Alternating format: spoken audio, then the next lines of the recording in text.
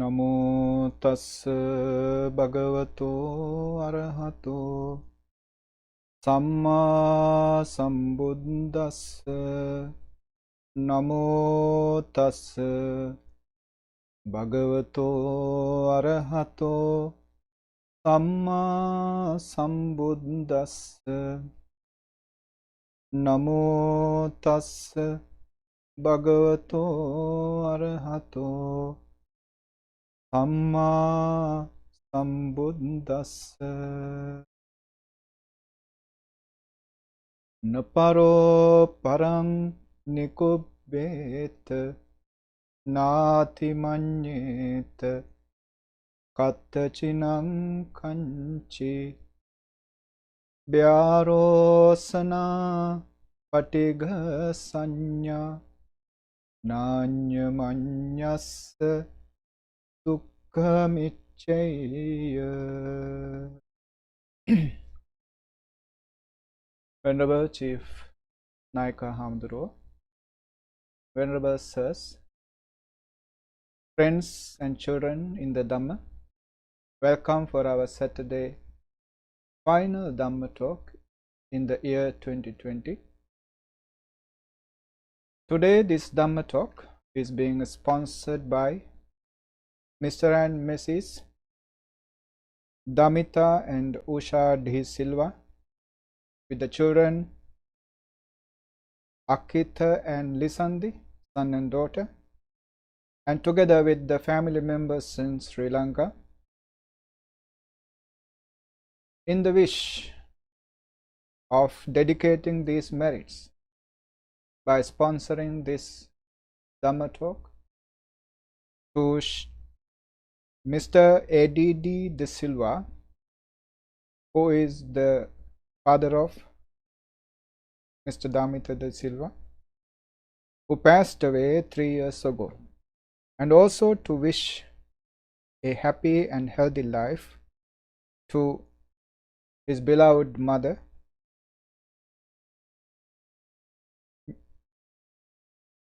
Damita's mother, who is in Sri Lanka. So with these aspirations,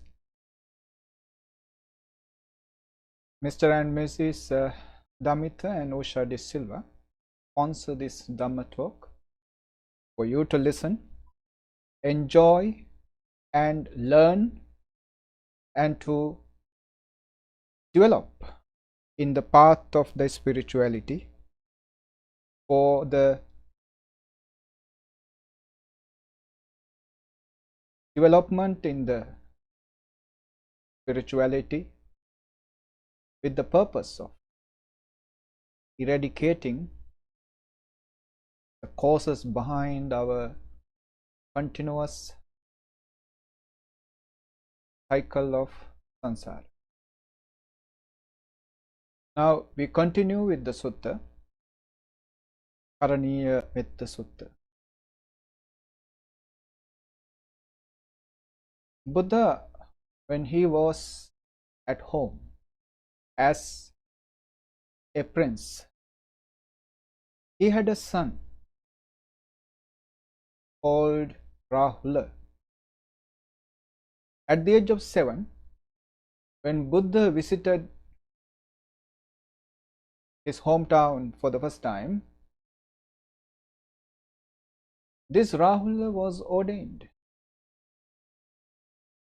He was just a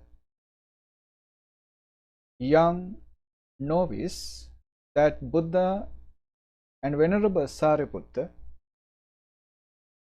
who was this novice Rahula's preceptor, had to develop this novice Rahula gradually in the spirituality until the age of 20, in which age he became an arahant.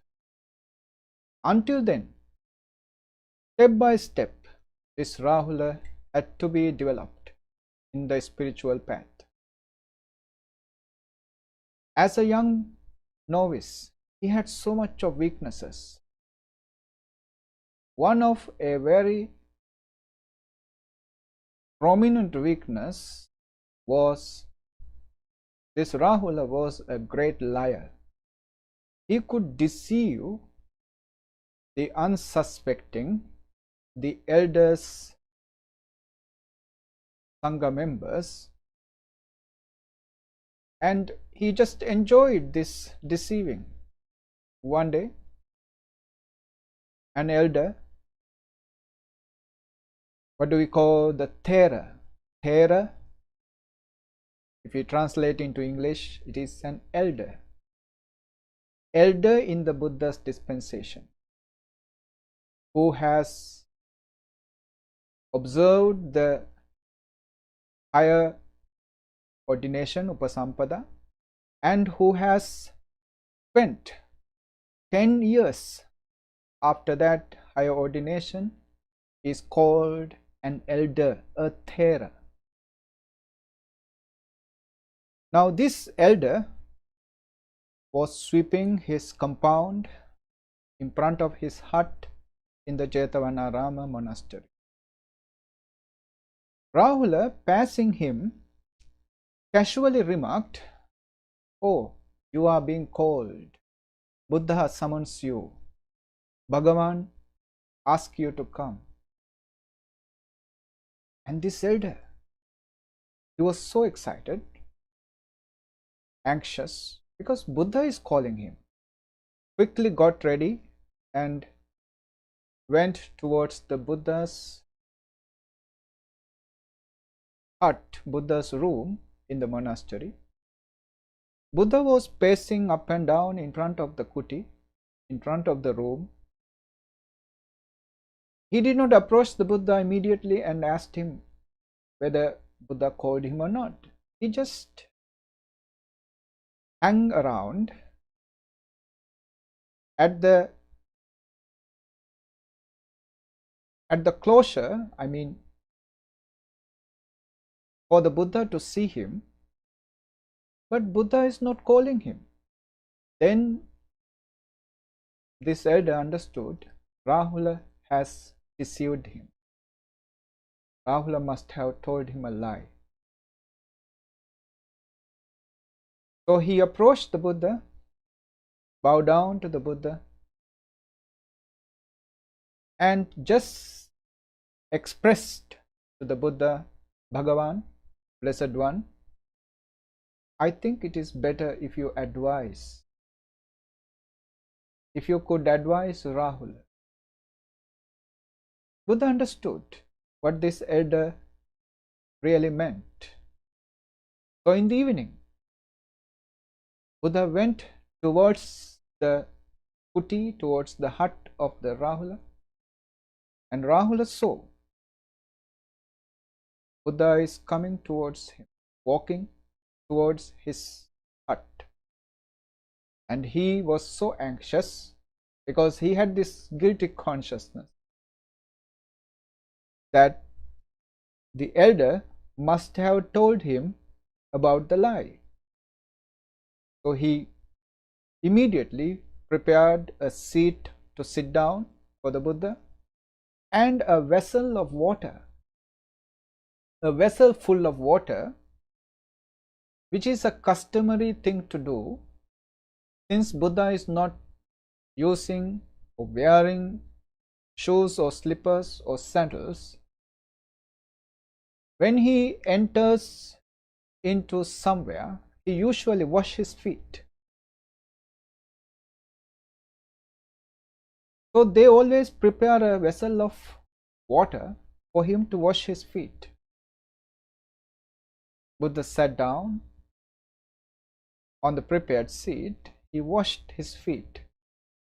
After that, he never asked about the lie, about the deceiving of that elder or anything. He just asked the well-being of Rahula. How are you? Is your hut all right? Are you getting your requisites comfortably?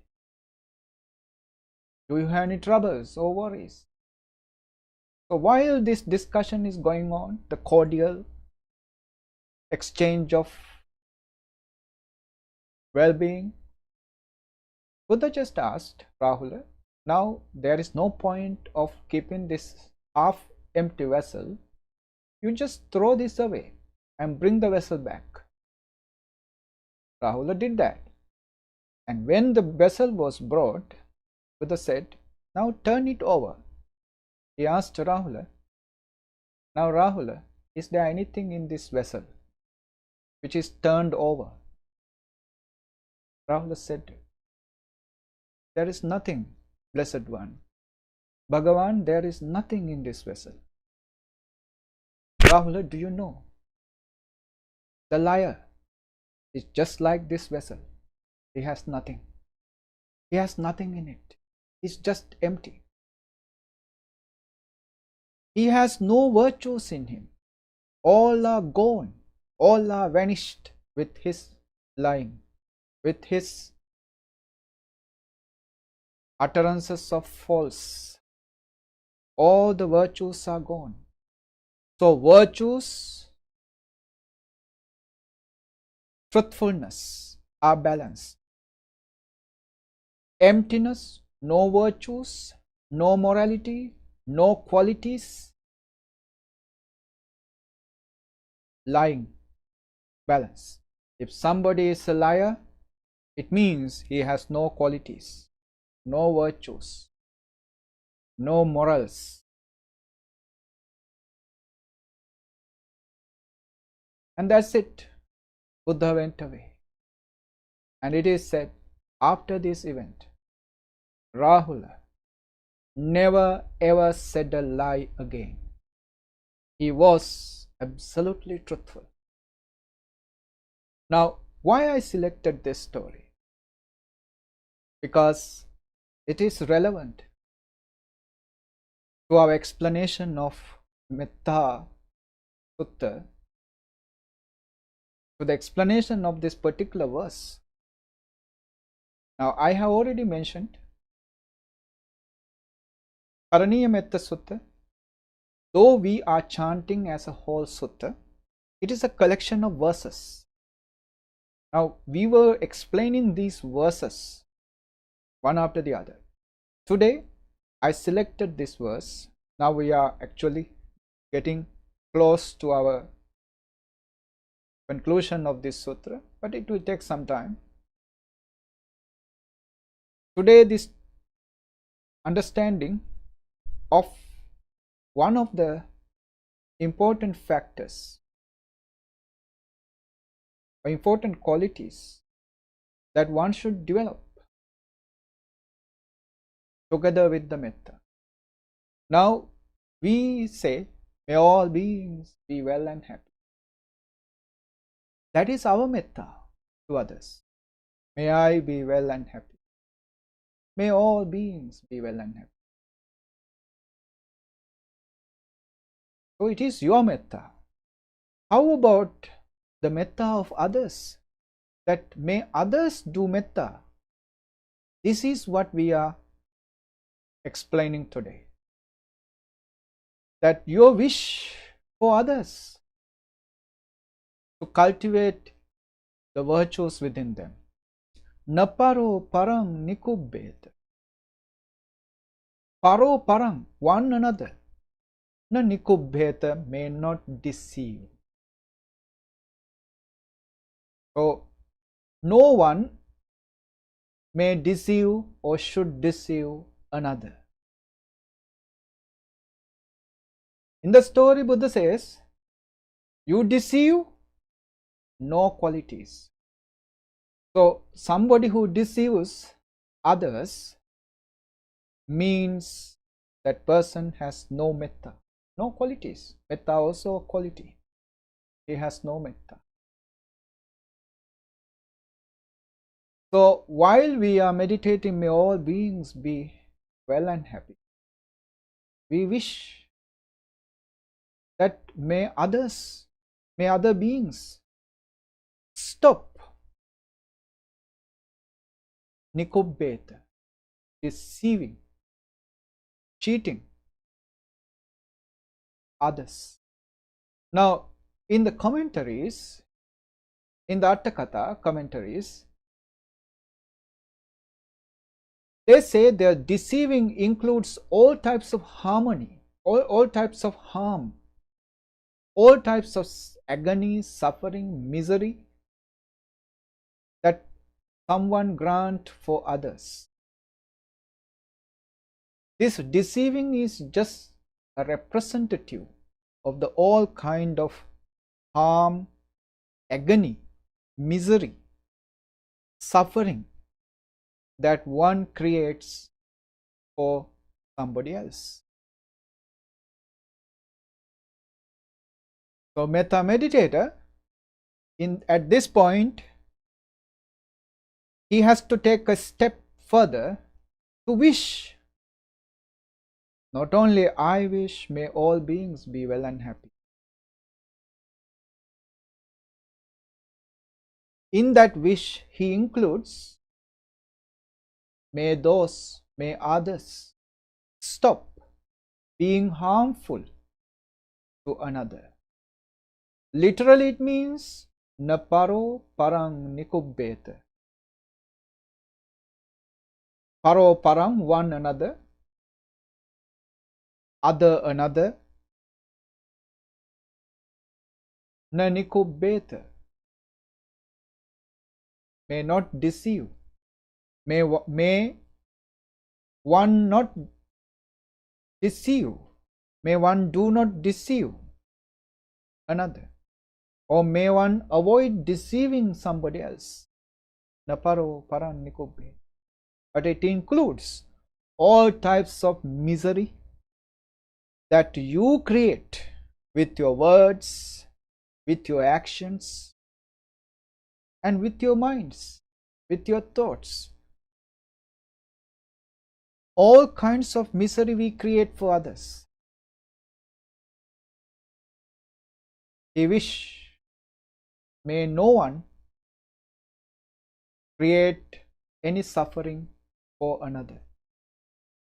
It means the positive manner, may all create happiness for others.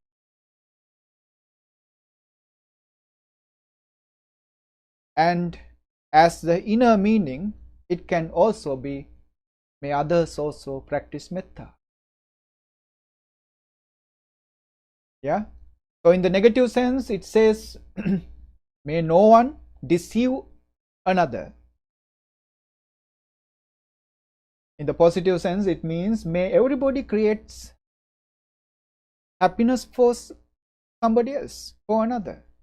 May one creates happiness for another. And in the hidden, underlying meaning is, may everybody practice metta. Naparo parannikubbe. Then comes nati manyeta katta chinang kanchi. In any place, anywhere. Nati manyeta. May no one look down upon, despise one another. In anywhere, may no one despise another, look down upon another. Now, this is talking about ego, pride, conceit, looking down upon another. A meditator usually understands we are all same, that we are all partners in the same pilgrimage in the cycle of samsara. We are just partners. This is just another life in this endless journey in the samsara. And in this life, we have become human. And somebody else has become an animal, a bird, a fish. And in this human life, we have so much of things, sometimes more than we need, in comparison with somebody who doesn't have even the basic necessities. who are homeless, who are beggars on the streets.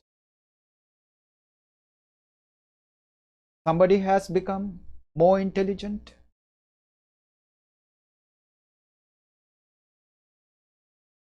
with more money, more prestige, with more power or fame, and somebody may have less of them. Somebody has become physically attractive, somebody not so attractive. The meditator observes all these differences are just peripheral differences, boundary differences, differences limited to the boundary, to the skin level, to the physical body, to the material level. The center is untouched. The center is intact by those peripheral differences. In the center, it is just another being, another living being who is moving from one body to another, nothing else. Peripheral differences have nothing to do with this inner core of the life. We are all slaves of craving. We are driven by craving. We are continuously moving in this sansaric cycle of suffering, forced by craving. If there is any nobility, any greatness to find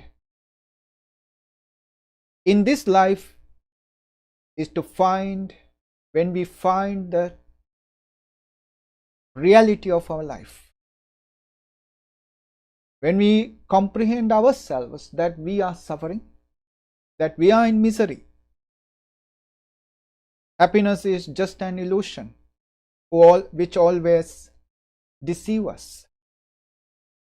The reality, the truth is we are in misery. It is not just being negative. Then we are to find what is the cause behind this misery that we are always experiencing. What is this cause behind this miserable life? And how to get rid of this cause, how to get rid of this condition which create this misery. That is the only way to find some greatness in the life. Otherwise, people become blind with the arrogance and look down upon others. I am the one. Everybody else is lower than me. I am the intelligent one. I am the one who knows everything. Everybody else is stupid, ignorant than me. This ego is a great harm. So if somebody looks down upon another, it means he has no any background of meditation there. A meditator cannot develop any conceit. But the sad fact is, meditators develop the greatest conceit, greatest ego than the non-meditator. It is a sad truth. Because when you are good, when you are doing something good, unknowingly you create a great ego within you in comparison with the people who are doing less meditation or no meditation. When people do something good, they have stronger causes for them to develop an ego. than the people who do not do good. So when you are doing good, keep in mind not to let that good actions of yours to create an ego within you, because that ego can be your disaster. There was a Brahmin who was so proud. He cared no one, he respected no one. Even when Bhagavan, the Blessed One, at the sight of the Buddha, this Brahmin never respected the Buddha, and he called the Buddha in Pali, Bohok Bohok. It means oi oi, very disrespectful manner. Bohok Bohok.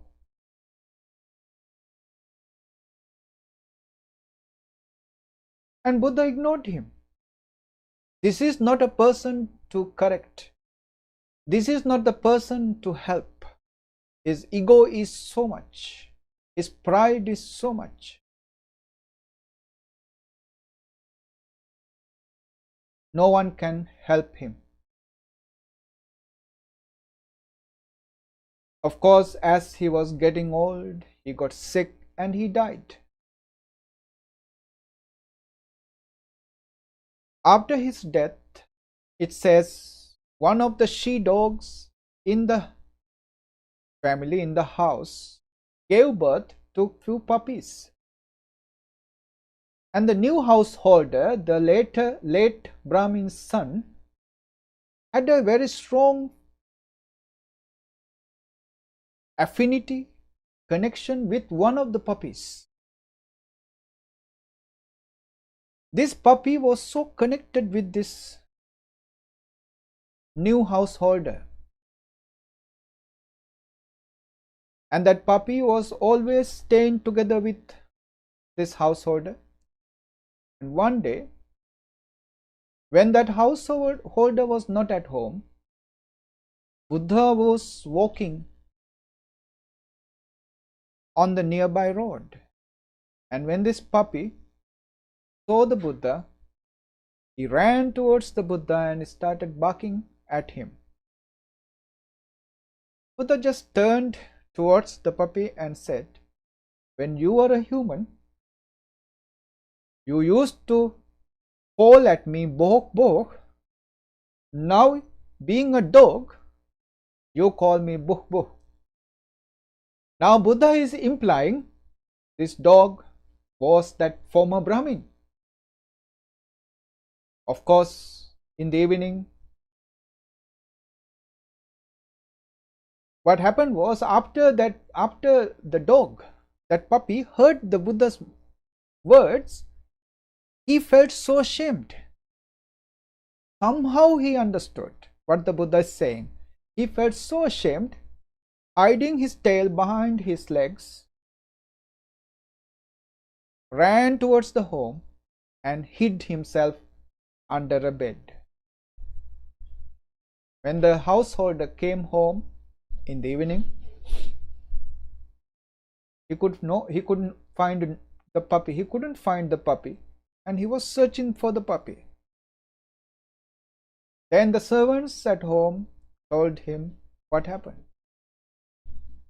He was so angry because my father was a Brahmin. By right, he must be born in one of the Brahma realms. How come? How dare the Buddha to call this puppy my father? He went to the Buddha and inquired the Buddha about this utterance, about this declaration. And Buddha did not argue with the householder. He just gave him a job to do, something to do. You go home, feed your puppy with the delicious food, let him sleep. When he is falling asleep, rocking his head, slowly, casually ask him, "Father, can you tell me the place you hid your treasures?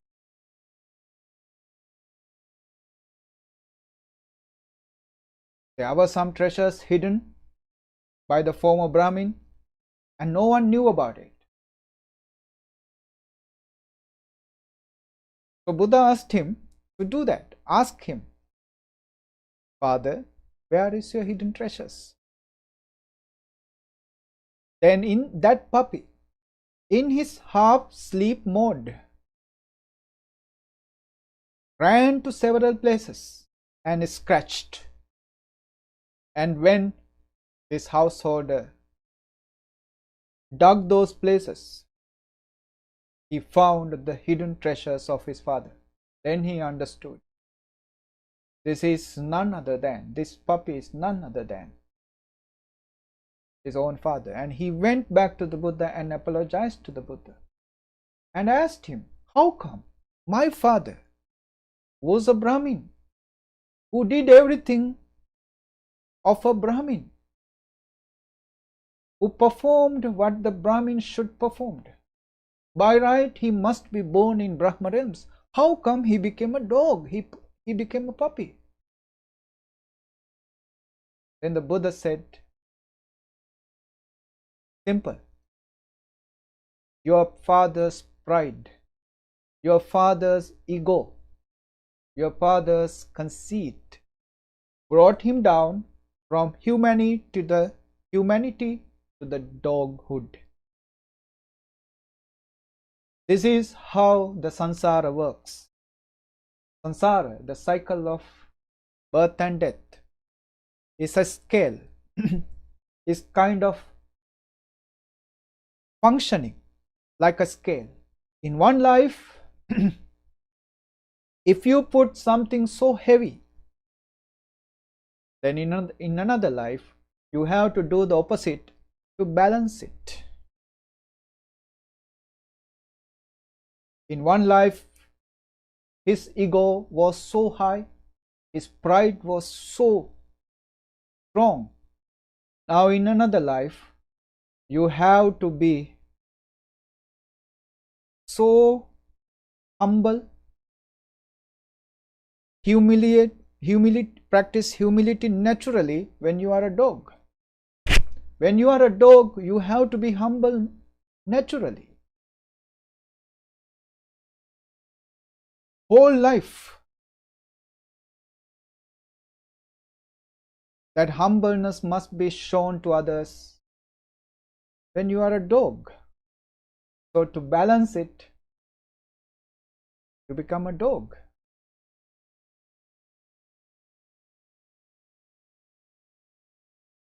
No qualities are there when you are so proud, when you are so proud. When you have this superiority complex, qualities cannot exist within you. That's the idea. So when you are deceiving others, no qualities there within you. When you are so proud, again, no qualities within you. And when you are so proud, it means you cannot practice metta. That is why Buddha says, Na ati manyeta. Ati means superior. Manye, thinking. That means pride. Thinking superior yourself. Practicing pride within you. And meditator practice. May no one think superior than others. Because in this world, superiority is just an illusion. It is not something really exists. So may all be in the reality, understanding the truth that all of the beings in this world are just the same. In the big picture of the sansaric cycle. In the cycle of sansara, everybody is just the same. We are sons and daughters of craving.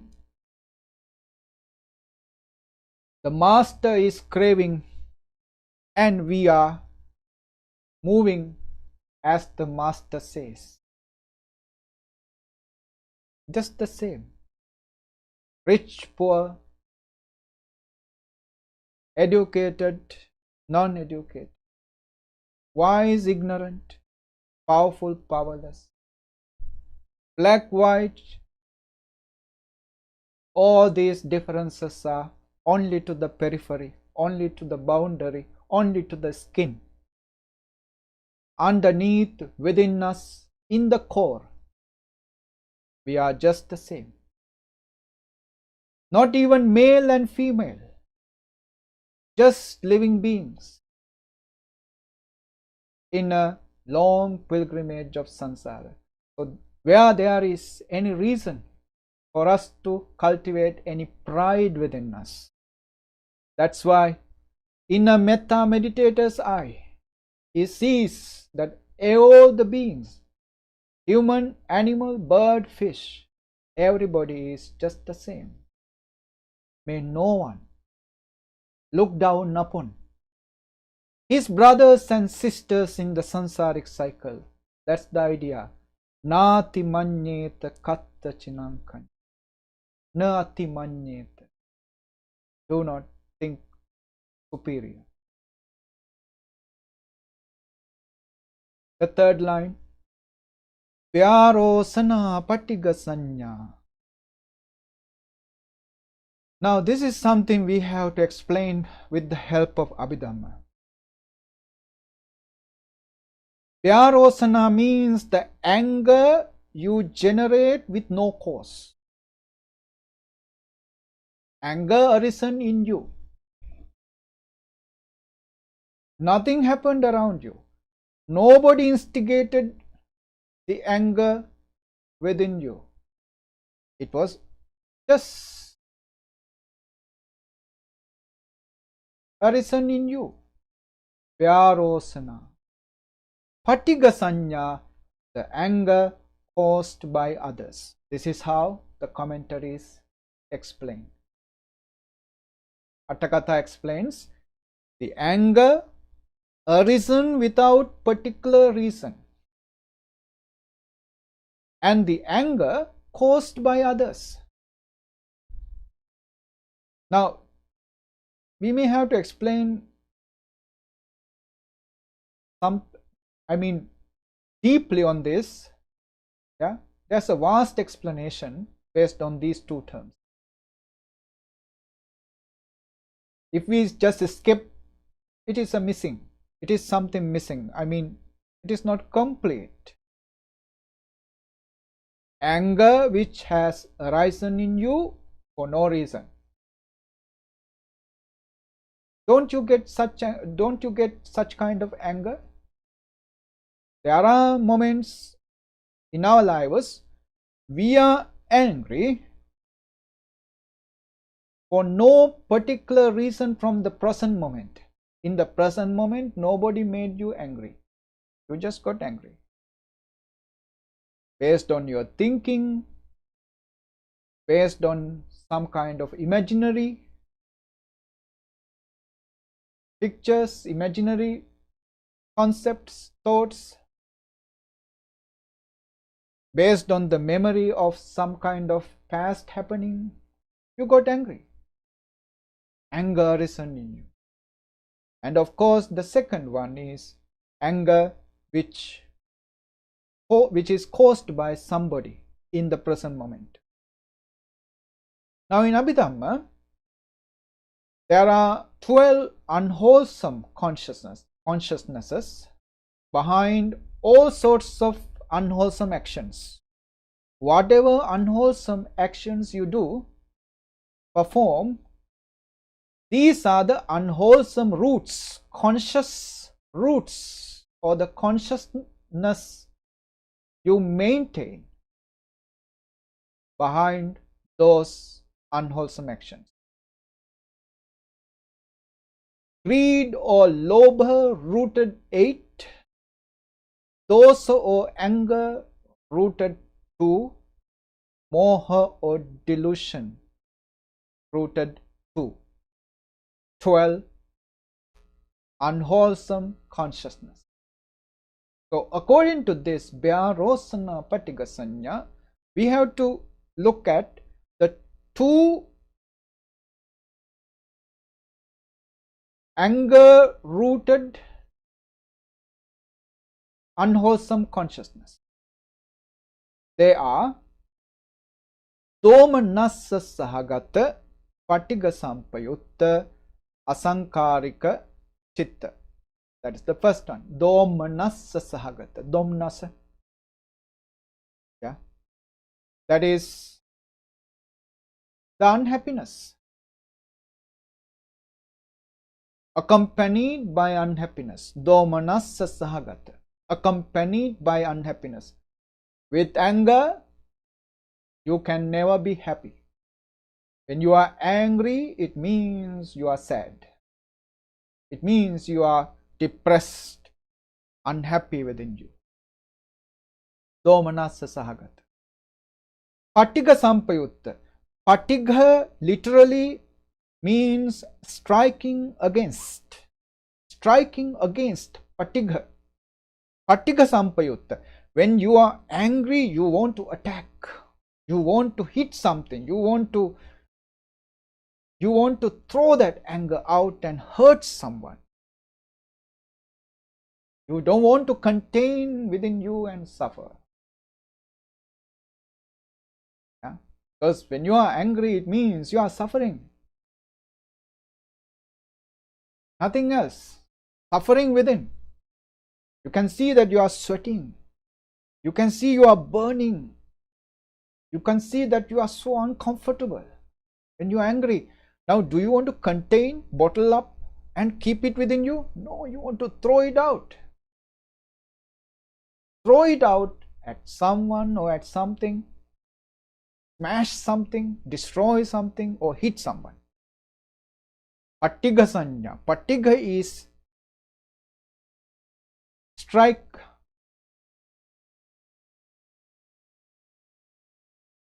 So, Domanassa Sahagata, with unhappiness, with unhappiness, Domanassa Sahagata. Patiga Sampayutta, together with this patiga, together with this anger. Asankarika. Asankarika is not instigated by anyone, uninstigated, unprompted. Domanassa Sahagata Patiga Sampayutta Asankarika.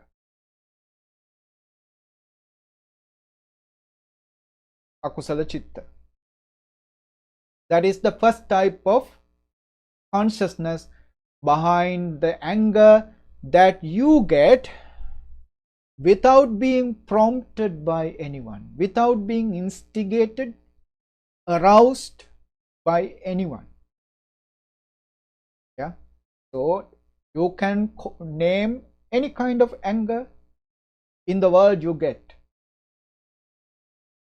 One part of all those anger is the anger that arises being unprompted by anyone, uninstigated by anyone. Domanassa Sahagata, together with unhappiness. Patiga Sampayutta, together with this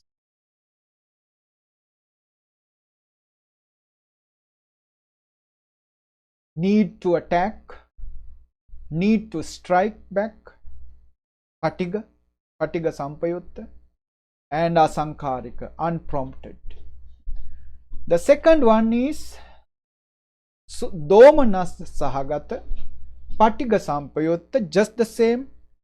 Difference is Sasankari, being prompted, being instigated by someone.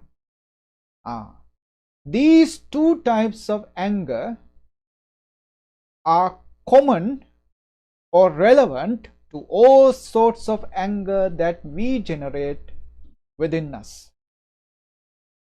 One anger is all because of us, because of our accumulations of angry memories and because of our imaginaries on angry imaginaries which create anger.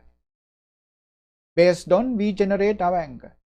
The second anger is when somebody is angry, do something, and we get angry. That is our reaction to that anger. Remember, the worst type of anger is the reaction of anger to anger. When somebody is angry and hurling at rude words towards you, behaving in a rude manner,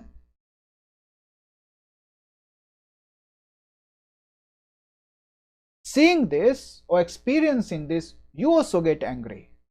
When somebody is angry, you get angry. In the Buddha's eyes, this is the worst type of anger. Not the anger that you get out of no reason, but the anger that you develop because of somebody else is getting angry, somebody else is behaving in anger.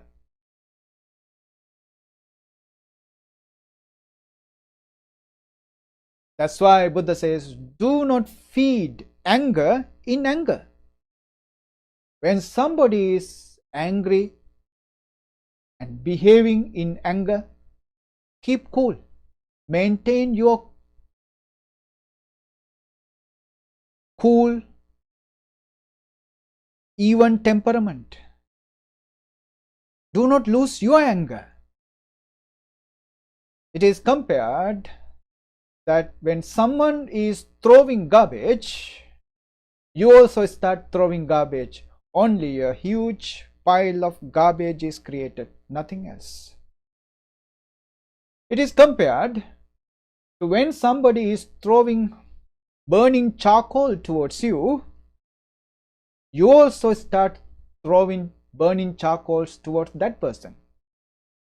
Now, when you throw a burning charcoal with your hand to someone else, what happened? First, you get burned because you touched the charcoal. Then, the one who get the hitting of that charcoal also get burned. Both the individuals get burned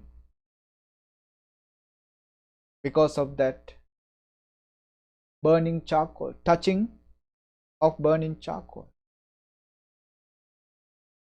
So when somebody is throwing you burning charcoals,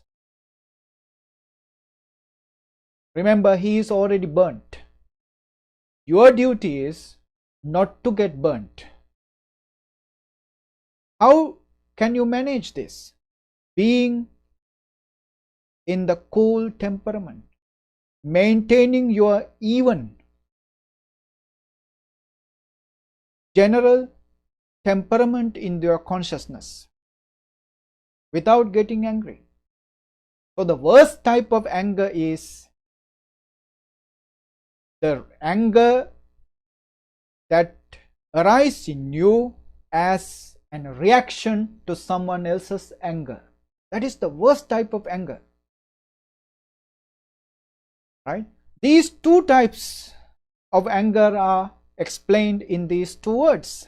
Vyarosana, patigasanya. Anger that arises unprompted, vyarosana. Anger that arises prompted, patigasanya. Patiga is usually anger. Vyarosana also anger, if you translate. But there are hidden meaning behind this. Yeah. Now, Buddha says in the next line, the last line, Vyarosana patigasanya nanyamanyasa dukkhamichaya. When you are angry, Yeah, you don't long for anything else other than dukkha, suffering. Yeah, dukkha is your only wish, because angry means you are suffering. You are not happy. Domanassa, unhappy. You are sad within. You are burning within. Now you want to burn somebody else. Now you want to make somebody else miserable. Being miserable, you want to share that misery with others.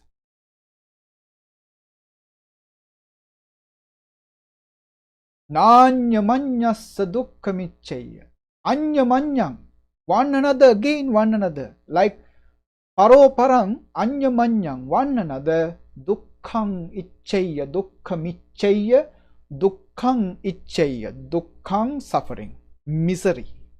Ichaya, like, icha, like, wish, aspire, long, desire, icha. He wish only one thing, to create suffering for one another. Who is the one? Himself. Who is the other? The one who is in nearby. Na anyamanyam. Buddha says, the Metta meditator have these wishes, have these aspirations for others. Being angry, may they do not wish the suffering for one another. Being angry, may they aspire no suffering for one another. Vyarosana patiga sanya nanyamanyassa dukkhamicha. This is all for others. But here it is not directly say that may they practice metta, but all these advices, all these aspirations are based on metta. If somebody do not behave in this manner, it means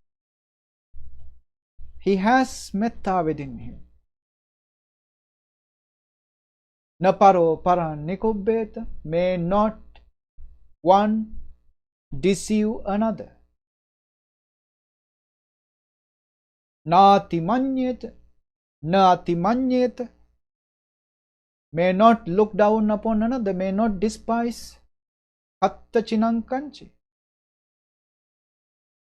Wherever it is, may not one another deceive and look down upon one another. And he says, Vyarosana patigasanya.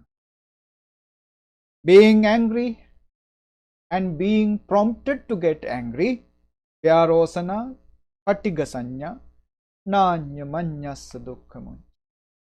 May not one desire for another's suffering. This is the meaning behind this beautiful verse in the Karaniya Metta Sutta. Keep in mind, because it is important, when we chant this sutta, which is something very familiar to us, which is sometimes we chant regularly, if the meanings come to us while we are chanting, it means this Dhamma, little by little, little by little, gradually started to get implanted, rooted within us. The Dhamma starts to get rooted within us. If we can chant with the meaning in our mind's background. So this is something very important. Naparo parang nikubbet. May no one may no one deceive another. Nati manyeta kattachinam kanche. May no one despise another. Vyarosana patigha sanya. Being angry, being prompted to get angry. Nanyamanyasa dukkamichaya. May no one wish the suffering for another. This is the meaning of the stanza that we wanted to explain to you in this Dhamma talk. So please bear with us. We are continuing with the next verses in the coming weeks. Every Saturday, 6 to 7. Today, this Dhamma talk was sponsored by, as I mentioned earlier, Mr. and Mrs. Damita and Usha De Silva, with their children, Akita and Lisandi, son and daughter, and together with the family members in Sri Lanka. Their aspiration is to dedicate all these merits to their father, Damita De Silva's father, Mr. A.D.D. De Silva, who passed away 3 years ago. So to dedicate merits for him and also to wish happy and healthy life to beloved mother, Mr. Damita De Silva's mother, who is in Sri Lanka. So these are the aspirations for sponsoring this Dhamma talk, and let's share all these merits that we generated in our hearts by listening to this Dhamma, by enjoying this Dhamma, and by developing some qualities, some virtues within us with the listening to this Dhamma. Be dedicated to Mr. A.D. De Silva, who, wherever he is now, however he is now, if he is ever in a life that could be still waiting to be rejoiced with your merits, to be shared with your merits, may he be shared with these merits. May his present existence become blissful, happy, and peaceful. May all your departed ones, whoever listening to this Dhamma, may they too be shared with this. May their present lives become peaceful, happy, and blissful by the power of this merit. Let's share to all our departed ones, especially including Mr. A.D. De Silva and all the rest of our relatives, be shared with this merit. Idamme ñātinam hotu sukita hontu ñātayo. Idamme ñātinam hotu sukita hontu ñātayo. Idamme ñātinam hotu sukita hontu ñātayo. May Devas be rejoiced with these merits. May their protection, may their affection be with you, especially in this trying period, these difficult periods, for us to be protected, preserved, and to continue this life without being troubled by these difficult times. May the Devas be rejoiced with this. Akasatta ca bummatta devanaga mahiddika punyantang anumoditva tirang rakkantu loka sasanang. Akasatta ca bummatta devanaga mahiddika punyantang anumoditva tirang rakkantu loka sasanang. ආකාසට්ඨා ච බුම්මට්ඨා දේවානාගා මහිද්దికා පුඤ්ඤන්තං අනුමෝදිත්වා චිරං රක්ඛන්තු ලෝක සාසනං. Blessings.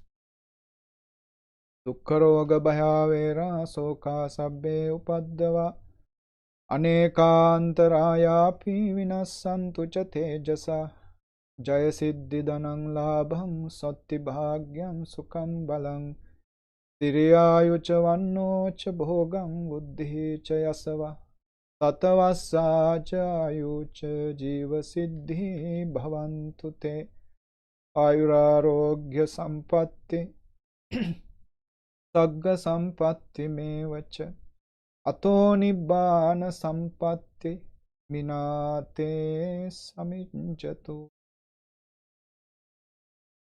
සාදු.